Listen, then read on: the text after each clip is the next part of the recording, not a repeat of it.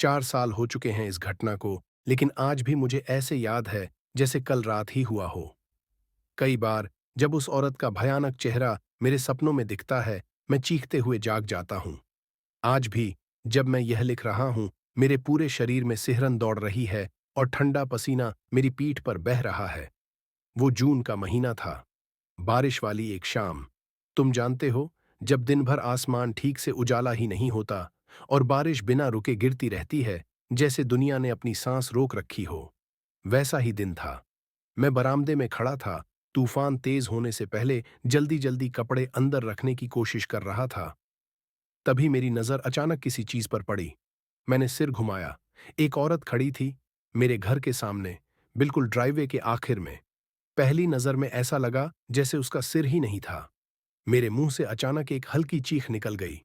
जोर से नहीं, बस एक अचानक निकली हुई घबराई हुई आवाज। लेकिन ध्यान से देखने पर सच्चाई उससे भी ज्यादा डरावनी थी। उसका सिर गायब नहीं था। वो बस इतना पीछे की तरफ मुड़ा हुआ था कि बिल्कुल अप्राकृतिक लगता था, जैसे गर्दन टूट गई हो। उसका मुंह पूरा खुला हुआ था। वो हिली नहीं, उसने कुछ कहा नहीं। बस खड़ी रही, आसमान की तरफ देखते हुए। चारों तरफ सिर्फ बारिश की आवाज थी। मैं करीब 1 मिनट तक वहीं जमी रही, उसे देखता रहा। उसने मेरी तरफ देखा तक नहीं। न उसने गर्दन घुमाई, न शरीर, कुछ भी नहीं। मेरी रीढ़ में ठंड उतर गई। अंदर से एक आवाज आई, उसे परेशान मत करो। मैं धीरे धीरे कपड़े इकट्ठा करता रहा, जितना हो सके उतना शांत। फिर मैं घर के दरवाजे की तरफ बढ़ा। तभी उसने अचानक अपना सिर मेरी तरफ झटका। मेरी धड़कन रुक गई। उसका चेहरा एक अजीब तरह की खुशी से चमक रहा था, लेकिन वो मुस्कान सामान्य नहीं थी। वो जमी हुई लग रही थी, जैसे चेहरे पर नकाब चिपका हो। आम लोग मुस्कुराते हैं और फिर चेहरा अपनी सामान्य हालत में आ जाता है, लेकिन उसका चेहरा नहीं बदला। वो बस मुस्कुराती रही, चौड़ी मुस्कान, पलकों का कोई झपका नहीं, चेहरे में कोई हरकत नहीं। वो मुस्कान मैं शब्दों में बयान नहीं कर सकता।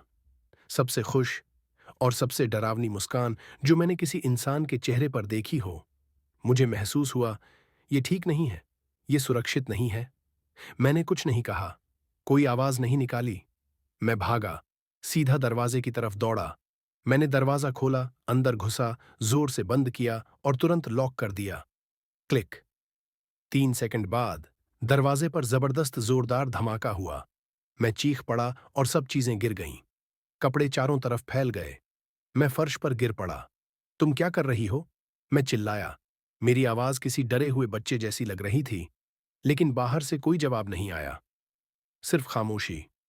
मुझे एक ही सवाल खा रहा था, वो इतनी जल्दी यहां कैसे पहुंच गई? मैंने अभी तो दरवाजा बंद किया था, कुछ ही सेकंड पहले, और वो इतनी तेजी से भागकर दरवाजे से टकराई थी जैसे किसी अलौकिक ताकत से भाग रही हो। ये एक दस्तक जैसी आवाज नहीं थी, ये सीधे पूरे शरीर से मारा हुआ जोरदार धक्का था। मैं पुलिस को बुला रहा हूं, मैं चिल्लाया, लेकिन फिर भी खामोशी। मैं धीरे धीरे खिड़की के पास गया और बाहर झांका। वो फिर ड्राइववे में थी, उसी जगह जहां पहले खड़ी थी। सिर फिर से पीछे झुका हुआ, चेहरा अभी भी आसमान की तरफ मुस्कुराता हुआ। कभी कभी उसका शरीर अजीब तरीके से मुरझाता था, जैसे किसी निजी खुशी में डूबी हो। मैंने पुलिस को कॉल किया, वो जल्दी ही आ गए और उसे पकड़ कर ले गए। एक पुलिस वाले ने मुझसे पूछा कि मैं ठीक हूं या नहीं, लेकिन मेरी नजरें उससे हट ही नहीं रही थीं। उसका चेहरा ब्लीडिंग कर रहा था, नाक और माथे से खून बह रहा था।